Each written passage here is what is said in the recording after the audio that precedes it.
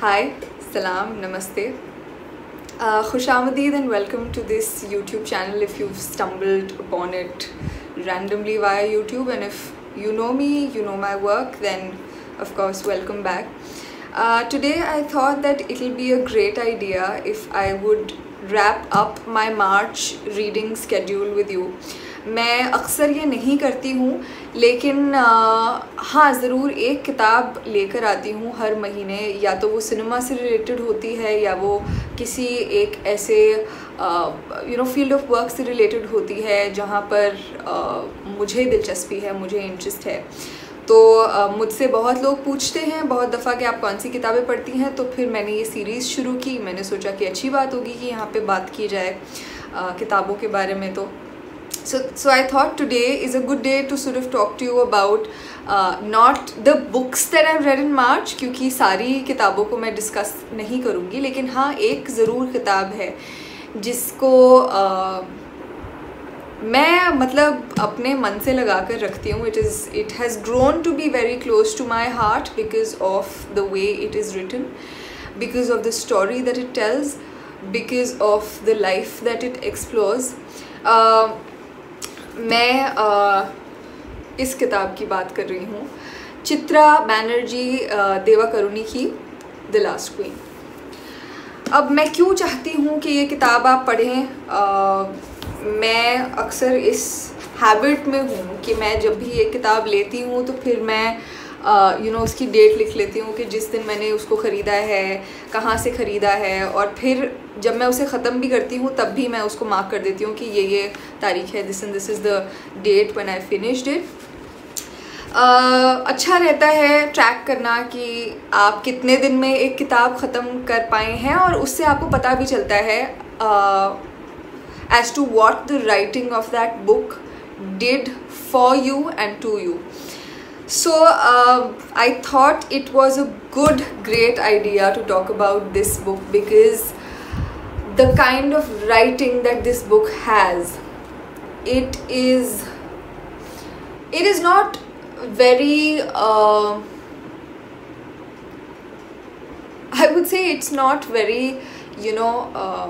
pervasive and very normal for me to finish a book in a week.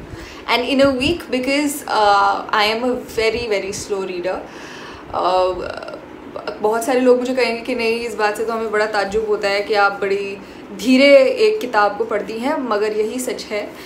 मैं बहुत slow reader हूँ, और मैं स्लो रीडर इसलिए भी हूँ क्योंकि अगर कोई चीज़ मुझे पसंद आ जाती है तो फिर मैं चाहती हूँ कि मैं उसे खुराक की तरह कंज्यूम करूँ. I want it to be food literally for my thought and for my heart and for my mind. तो ये किताब जो है इसने मुझे बहुत सारा खाना दे दिया है, and I am going to be devouring it for a chunk of time to come, a good chunk of time to come. तो इस किताब में आखिरी मुग़ल राजा जो थे हिंदुस्तान के, राजा रंजीत सिंह, उनके बारे में बात की गई है. अब it is very normal for anybody who reads history and anybody who is interested in history to sort of associate a character to the certain people who are connected to that one character. अब ये मैं इसलिए बोलती हूँ क्योंकि हमने जब भी राजा रंजीत सिंह के बारे में सुना होगा या पढ़ा होगा, विलियम डैलरिम्पल और अनीता आनंद की एक और किताब है कॉल्ड द कोहिनूर, जो कि कोहिनूर हीरे की जर्नी को एक तरीके से तराशती है. It follows the stone through the way that it went, how it came to Hindustan, how it was taken away from Hindustan, what is the present place that it rests इन.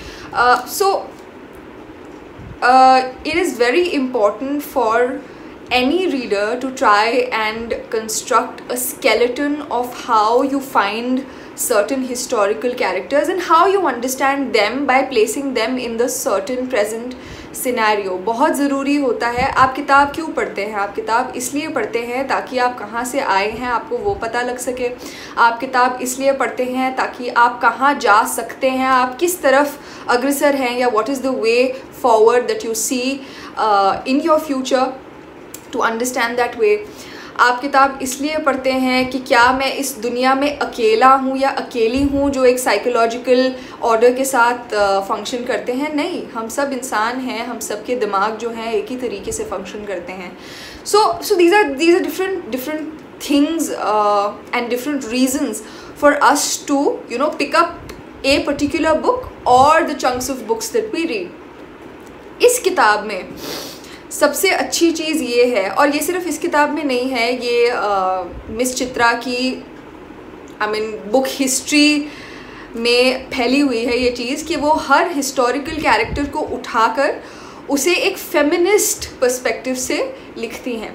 अब फेमिनिज़म का मतलब भी बड़ा मिसकंस्ट्रूड है. कई लोग हैं जिनको फेमिनिज़म लगता है कि मर्द हाय हाय है, और कई लोग हैं जो कहते हैं कि नहीं, फेमिनिज़म मर्द हाय हाय नहीं है.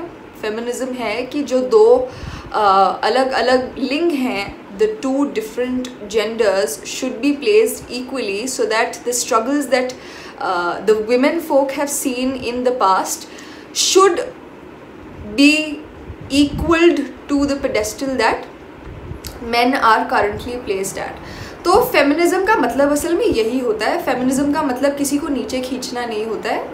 दूसरे जो एक तबका होता है जो आज तक तशद्दुद और वायलेंस या फिर शोषण जो है उन पर हुआ है, उसको सिर्फ इक्वल करने के लिए, उसको लेवल अप करने के लिए फेमिनिज़म का जो मूवमेंट है वो शुरू हुआ था. आज भी फेमिनिज़म का मूवमेंट जो है उसका मकसद यही है कि औरतों को उठाया जाए, मर्दों को गिराया ना जाए.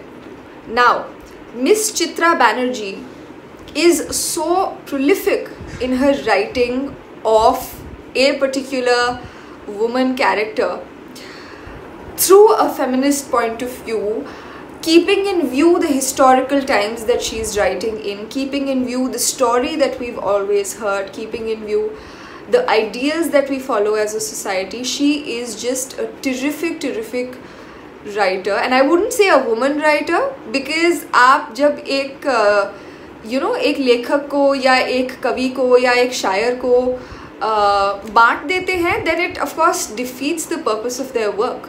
आर्ट जो होता है या तहरीर या राइटिंग या लेखन जो होता है वो बांटने के लिए नहीं होता, वो साथ में लेके आने के लिए, वो कड़ियाँ जोड़ने के लिए होता है कि कल हमने यहाँ से शुरू किया था, आज हम यहाँ हैं, और कल को अगर पहुँचेंगे तो यहाँ पर पहुँचेंगे.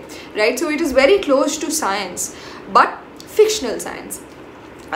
तो इसलिए मैं चाहूँगी कि आप सब लोग इस किताब को ज़रूर उठाएं, especially if you want to understand what a woman's life was in the Mughal period, and not just that, how there were certain women who stood up against the very chauvinistic society, the very male-dominated society that Hindustan was at that time. क्योंकि रियासतें जो होती थी या हुकूमतें जो होती थी, उनमें जो पद जो है वो राजा का होता था या बादशाह का होता था, वो एक रानी या एक महारानी का नहीं होता था. राइट. उन्हें पर्दे में रखा जाता था, उनके लिए बहुत सारे ऐसे रिस्ट्रिक्शंस थे, बहुत सारे पाबंदियाँ थी, बंदिशें थी. So it's very important for you to understand that period, because that period is really what we have come out of. If you are an Indian woman living in the current times, you should, and this is an ideal that everybody should follow, that you should be aware of the history that you have come out of. मैं ये अक्सर बोलती हूँ कि हम सिर्फ अपनी माँ की कोख में से निकल कर नहीं आते हैं, हम बहुत सारी औरतों की कोख में से निकल कर एक ही साथ आते हैं, क्योंकि हमारी ज़िंदगी का हर ज़र्रा, हर धागा जो है वो उन औरतों की ज़िंदगियों से जुड़ा होता है. उन्होंने ही हमें ये सब कुछ दिया होता है. Right. Okay, the second reason why I would want you to pick up this book is that I always say that language is poetry. कि ज़बान बनी ही इसलिए थी कि शायरी की जा सके, काव्य लिखा जा सके. लेकिन ऐसी किताबें हैं जो पढ़कर मुझे बार बार ये याद आता है कि language is not just for poetry, language is for stories. Right. अब पोएट्री और स्टोरीज़ में कि भाई काव्य और कहानी में फ़र्क सिर्फ इतना होता है कि काव्य में एक खनक होती है, एक मीटर होता है, एक लय होती है। कहानी कहने में आप उस मीटर को थोड़ा साइड रख देते हैं क्योंकि आप दूसरे इंसान से बोली हुई बात से जुड़ना चाहते हैं। बड़ा मुश्किल होता है वो करना, क्योंकि दिल तक पहुंचने का रास्ता कहानी कहने में लंबा होता है काव्य के कंपैरिजन में। So that is the second reason I would want you to pick up this book, क्योंकि इसकी ज़बान जो है, the kind of writing that has been etched into this book is Misri, you know, it is that sweet little scent and that taste on your tongue that you will not be able to rid yourself of very very soon. At least मैं तो अभी तक नहीं कर पाई हूँ, वो चाशनी अभी तक मेरी ज़बान पर है।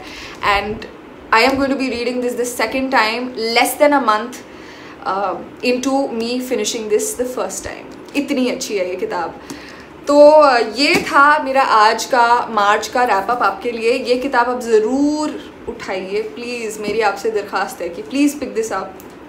And what I am reading currently, I thought it would be a great idea to tell you what I am reading currently also. I am reading 2 books currently with respect to me wanting to share it with you. पहली है कर्फ्यूड nights bye बशारत पीर। कर्फ्यूड nights जो है वो बशारत पीर ने लिखी हुई है, जो कि एक ओरिजिनली एक नेटिव कश्मीरी हैं, और जाहिर सी बात है कि वहाँ पर जिस तरीके की ज़िंदगी जी जाती है, हम आज के ज़माने में रह रहे हैं जब हमारे लिए कर्फ्यू एक आम चीज़ हो गई है क्योंकि कोविड टाइम्स हैं। तो एक ऐसा तबका जो कि कितने अरसे से कर्फ्यू में रह रहा है, उनकी ज़िंदगी क्या होगी। दूसरी किताब जो मैं पढ़ रही हूँ वो है हीरो, जो कि मंजुल पब्लिशिंग हाउस ने मुझे भेजी थी। मैं उसका एक क्लिप यहाँ पर ज़रूर डालूँगी, दोनों किताबों का क्लिप डालूँगी। और वो कहानी है हीरो साइकिल्स की जर्नी पे, कि हम जब छोटे थे हम सब ने साइकिल्स चलाई हुई हैं और अमूमन हीरो साइकिल्स ही होती थी। तो उनकी जर्नी कि कैसे उन्होंने अपना जो एक कंपनी है उसको शुरू किया, और फिर वो कंपनी कैसे एक फुल फ्लेजेड एक मूवमेंट में बन गई, क्योंकि कोई ऐसा बच्चा नहीं था जो 90s और अर्ली 2000s में हो और उसने हीरो की साइकिल ना चलाई हो। नहीं, हम सब ने चलाना साइकिल्स, गाड़ियाँ, वो हीरो साइकिल से ही शुरू हुआ है हमारा सफ़र। So those are the 2 books that I am reading currently. मुझे बताइएगा ज़रूर कि आप क्या पढ़ रहे हैं। हो सकता है कि आप मुझे कुछ ऐसा सजेस्ट कर दें जो कि मैं उठाना चाहूँ। तो जैसे मैंने वादा किया था कि मैं तीनों किताबें जो है एक फ्रेम में आपको दिखा देती हूँ। ये है लास्ट क्वीन, जो कि मैं अभी पढ़ रही हूँ, दोबारा से, पहले पढ़ चुकी हूँ एक बार। ये है हीरो की कहानी जो कि मंजुल ने मुझे भिजवाई थी, और ये है कर्फ्यूड नाइट जो कि बशारत पीर की एक किताब है। ये मैं किंडल पे पढ़ रही हूँ। जाते जाते, जैसे कि प्रथा है मेरी मुझसे जुड़ी हुई, तो जाते जाते मैं एक शेर ज़रूर सुनाऊंगी। आज वो शेर मैंने अपनी इंस्टाग्राम की स्टोरीज़ पे भी डाला था, सुबह सुबह मुझे याद आ गया तो मैंने डाल दिया था। तो वो शेर है एक गज़ल का जो कि हस्तीमाल हस्ती ने लिखी है और जो कि जगजीत जी ने गाई भी हुई है। हमने इलाजे ज़ख्मे दिल तो ढूंढ लिया, लेकिन हमने इलाजे ज़ख्मे दिल तो ढूंढ लिया, लेकिन गहरे ज़ख्मों को भरने में वक्त तो लगता है। गहरे ज़ख्मों को भरने में वक्त तो लगता है। और मैं मिलूँगी आपसे अगली बार। तब तक अगर आप मुझसे जुड़ना चाहते हैं तो इस चैनल को सब्सक्राइब कर लीजिए। लेकिन मैं इंस्टाग्राम पर बहुत अच्छे तरीके से मौजूद हूँ, तो आप मुझसे वहाँ जुड़ सकते हैं। सारे लिंक्स मेरे अलग अलग घरों के आपको नीचे डिस्क्रिप्शन में मिल जाएंगे। मेरा एक पॉडकास्ट भी है जिसका नाम सुखन है, आप वो भी सुन सकते हैं। मैं नीचे अपना पेट्रियन अकाउंट भी मेंशन कर दूँगी। अगर आपको लगता है कि आपको मेरा काम पसंद है तो आप ज़रूर कंट्रीब्यूट कीजिए। And thank you so much, बहुत बहुत शुक्रिया ये वीडियो देखने के लिए, और मिलते हैं अगली बार। खैरियत हो।